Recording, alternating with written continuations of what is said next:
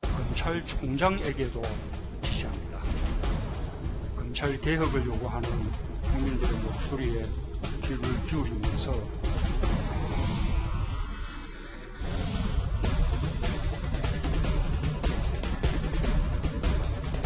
검찰 개혁에 관하여 법무부와 검찰은 함께 노력해야 합니다.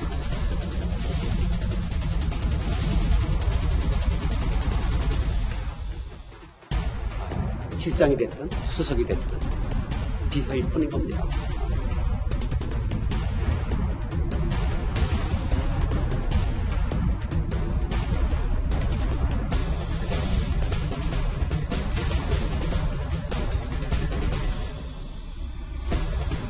제출된 법안이나 법들을 폄훼를 한다거나 이렇게 저항할 생각은 없습니다.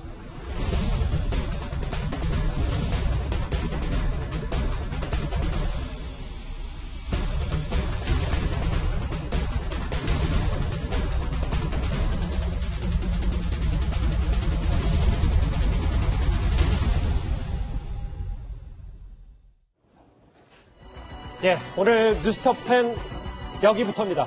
1위, 검찰총장에게 직접 지시 추가 경고. 문재인 대통령과 윤석열 검찰총장이 명운을 건 긴 싸움을 시작한 것 같습니다. 사실 역대 정권에서도 대통령 임기 말에야 이 검찰이 각을 세우는 경우는 있었지만 이렇게 공개적인 갈등은 극히 드물었었는데요. 그리고 오늘 문재인 대통령이 지난 금요일이에요. 이번에는 본인 육성으로 직접 또다시 윤석열 총장을 압박했습니다. 같이 들어보시죠. 검찰 개혁을 요구하는 국민들 목소리가 매우 높습니다. 따라서 검찰총장에게도 지시합니다. 검찰 개혁을 요구하는 국민들의 목소리에 귀를 기울이면서 다양한 의견을 수렴하여 국민으로부터 신뢰받는 권력기관이 될 수 있는 방안을 조속히 마련해 제시해 주길 바랍니다. 지난 금요일에는 고민정 대변인이 대신 읽었다면 이번엔 직접 육성으로 대통령이 말을 했습니다. 검찰개혁을 요구하는 국민들의 목소리에 귀를 기울이면서 다양한 의견을 수렴해서 검찰개혁 방안을 조속히 마련해라. 이현정 의원님. 네. 이 얘기는 결국은 촛불의 힘을 믿고 가겠다. 대통령도 이렇게 판단한 건가 본죠. 그렇죠. 아마 금요일 날 같은 경우, 지난 주말 금요일 같은 경우는 이제 고민정 대변인을 통해서 대신 입장을 발표했다면 오늘은 조국 법무부 장관이 직접 업무보고를 받았습니다. 이제 그 자리에서 이야기를 한 것인데 저는 오늘 대통령 이야기 중에서 두 가지가 상당히 눈에 들어왔습니다. 예. 하나는 지시합니다. 라는 이야기와 함께 조속히라는 이야기입니다.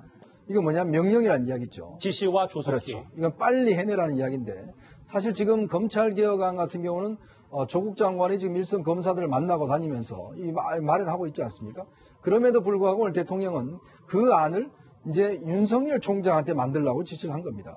자, 그러면 이제 아마 검찰 입장에서는 개혁안을 만들어야겠죠. 개혁안이라는 게 사실 그렇습니다. 검찰 내에 지금 특수부를 상당히 줄이는 문제라든지 또 뭐 여러 가지 이제 피해 사실 공표 문제라든지 이런 것들인데요. 사실 이거는 기존에 논의되어 왔던 안들이 다 있습니다. 자, 그럼에도 불구하고 지금 왜 유독 윤석열 총장한테 지시를 한 것인가? 이걸 보면 우리가 숙제를 내주잖아요. 예. 그러면 학교 가면 숙제를 제대로 안 해오면 선생님이 어떻게 하겠습니까? 벌을 주겠죠. 저는 그런 현상이라고 봅니다. 어떤 면에서 보면 청와대가 윤석열 총장에 대해서 한 번 경고를 하고 또 오늘 숙제를 낸 것 자체는 어떤 면에서 보면 이제 수순에 돌입한 거 아닌가. 어떤 면에서 보면 윤석열 총장과 많이 함께 갈 수 없다라는 데에 대한 대통령의 숙제고 만약 이 부분 관련해서 대통령이 마음에 들지 않는 개혁안을 들고 온다라면 여러 가지로 대통령이 아마 다른 생각을 또 할 수 있지 않는가. 아마 그런 면을 본다면 이 수위를 점점 높여갈 것으로 저는 보입니다. 그러니까 숙제 똑바로 안 해오면 윤 총장 거취도 내가 고민하겠다 이런 뜻이다. 그런 것을 위한 저는 명분 쌓기라고 해석하고 싶습니다. 예. 오늘 저 대통령의 발언은 조국 장관에게 법무부 업무 보고를 받는 자리에서 나왔습니다. 문재인 대통령의 목소리 하나 더 들어보시죠. 오늘 법무부 장관이 보고한 검찰의 형사부 공판부 강화와 피사실 공보 준칙의 개정 등은 모두 검찰 개혁을 위해 필요한 방안들이라고 생각합니다. 검찰 개혁에 관하여 법무부와 검찰은 함께 개혁의 주체이고 또 함께 노력해야 합니다. 검찰도 개혁의 주체다. 그런데 내용보다 아까 이현정 의원님도 지시라는 단어를 얘기했지만 김태현 변호사님, 그러니까 검찰도 윤석열 총장도 행정부 소속이니 내 관할에 있고 내 직속이니 내 지시를 따라야 된다는 어찌 보면 이 보고 체계를 다시 한번 윤 총장에게 일깨워주는 의미가 간단치 않아요. 저게 겉으로, 그러니까 쉽게 말하면 야당 쪽에서도 겉으로는 10에 갈 게 없는 말이에요. 그러니까 예를 들면 수사를 너무 세게 하지 말라. 예를 들어 지난번에 얘기했던, 예를 들면 지난번에 얘기했던 거는 뭐 이제 인권 차원에서 뭐 적절히 하라 뭐 이런 얘기를 하지 않았습니까? 인권 보호. 그거는 뭐 직접적으로 야 수사 천천히 하라는 말은 아니지만 해석하기에 따라서는 지금 하고 있는 조국 장관의 수사에 대해서, 조국 장관 일가에 대한 수사에 대해서 속도 조절해. 그러니까 이건 수사 개입이야. 이렇게 연결될 여지는 있었거든요. 예. 근데 이번 말은 보면 일단 말 자체에 대해서는 뭔가 야당 쪽에서 트집 잡기도 어려운 말인 건 맞아요. 왜냐하면 대통령이 총장에게 지시하는 거 있을 수도 있는 거예요. 거기다가 그 지시가 개별적인 수사에 대해서 재벌 수사하지 마시오. 여당 의원 수사하지 마시오. 야당만 하시오. 이런 게 아니라, 수사 지시가 아니라 어쨌든 검찰 개혁을 해라는 거, 이런 어떤 원론적인 얘기이기 때문에, 그렇기 때문에 사실 굉장히 좀 청와대와 대통령이 이 메시지를 내는 데 있어서 여러 가지 고려를 했구나라는 생각은 좀 들어요. 저도 저 메시지의 속뜻에 대해서는 이윤정 의원과 뜻을 같이 합니다. 예. 결국 윤석열 총장의 발을 묶겠다는 거 아니냐고 저도 봐요. 왜? 사실은 이 검찰과 법무부 양대산맥이에요. 검찰에. 그러면 법무부는 행정이고 검찰은 수사기 때문에 총장은 수사의 사령탑이지만 뭐 검찰 개혁이든지 이런 것들은 결국은 법무부가 하는 일이거든요. 법무부 장관에게 지시해야 될 걸 총장에게 하는 거라고요. 총장이 이걸 할 수는 없어요. 법무부의 일이니까. 예. 그렇기 때문에 사실은 이건 어떤 의미에서 보면 겉으로는 검찰 개혁을 표시했지만 속으로는 수사에 발을 좀 묶으려 의도가 있죠. 다만 그 말 자체에 있어서는 시비를 걸 만한 여지가 없어서 야당이 여기에 대해서 반박 논평을 하기도 굉장히 좀 까다로운 측면들이 있어요. 그래서 제가 청와대하고 대통령이 굉장히 고민하다가 뭐랄까 고민 끝에 기가 막힌 묘수를 둔 거죠. 이제 하나 더. 일각에서는 김상희 평론가님 예. 바로 여쭤볼게요. 그러니까 이 대통령, 법무부 장관, 총장 이 보고 라인이 네. 이렇게 밑으로 내려오기 때문에 법무부 장관 힘 실어주는 거고, 그러니까 지휘 감독할 수 있는 검찰 개혁에 완벽히 힘을 실어줘서 윤석열 비판하고 조국 힘 실어주기, 뭐 이게 완벽하게 구현이 됐다라는 평가도 있습니다. 뭐 일부 그런 부분이 있을 수는 있을 거예요. 지금 상황에 비추어서. 그렇지만 대통령 말씀을 잘 들어보면 예. 조국 장관의 수사가 끝난 이후 바로 시행해라 이런 거거든요. 그러니까 그 전까지는 안을 마련해라 이런 거예요. 근데 안을 마련할 때 지금 김태현 변호사님은 검찰에서 뭘 할 수 있냐 이렇게 얘기하지만 제가 그동안 그 행정부 감사를 오랜 동안 해보면요. 예. 그 행위의 주체들이 되게 중요해요. 그러니까 행위의 주체들이 승복할 수 있는 개혁안, 이게 굉장히 중요하거든요. 행위의 주체들을 굴복시키면 나중에는 반발하게 돼 있습니다. 뭐 우리가 미스터 선샤인에도 나오잖아요. 빼앗긴 건 되찾을 수 있지만 스스로 내준 것은 찾아올 수가 없다. 이렇게 얘기하는 것처럼 굴복시키면 언젠간 반발이 일어나게 돼 있습니다. 그렇기 때문에 검찰총장에게, 검사들에게 지금까지의 관행에 대해서 잘 물어봐가지고 객관적으로 이걸 정리해라. 이런 원론적 수준에서 해석하는 것이 저는 맞을 거라고 보고요. 예. 또 그렇게 해석해야 다른 쪽으로 흘러가는 걸 오히려 막을 수 있는 거지, 그걸 과도하게 해석하면 오히려 자승자박이 될 수 있습니다. 김상현 평론가님이니까 지난주 금요일에 대통령이 이 조국 정국에 참전을 해서 오늘 두 번째 경고 메시지를 던진 게 아니라 이건 그냥 원론적인 메시지라고 분석을 하시는 겁니까? 아니, 그러니까 상황상은 좀 약간 위축시키는 그런 부분은 좀 있어요. 예. 있지만 제가 볼 때는 그거에 방점을 두면은 오히려 야권에선 자승자박이 되는 거고요. 저는 드라이하게 말 그대로 해석하시는 게 맞다라고 알겠습니다. 본다 이겁니다.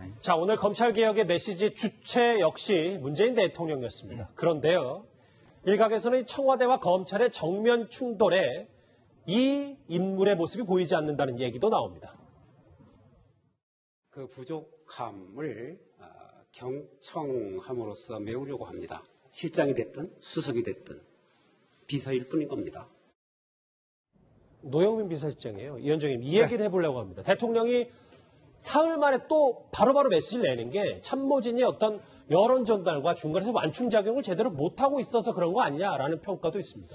아마 국민들 여러분께서 이제 지금 비서실장이 누군가, 민정수석이 누군가라고 이야기하면 여전히 임종석 실장과 아니면 지금 조국 민정수석을 아시고 계신 분도 혹시 있을 거예요. 예.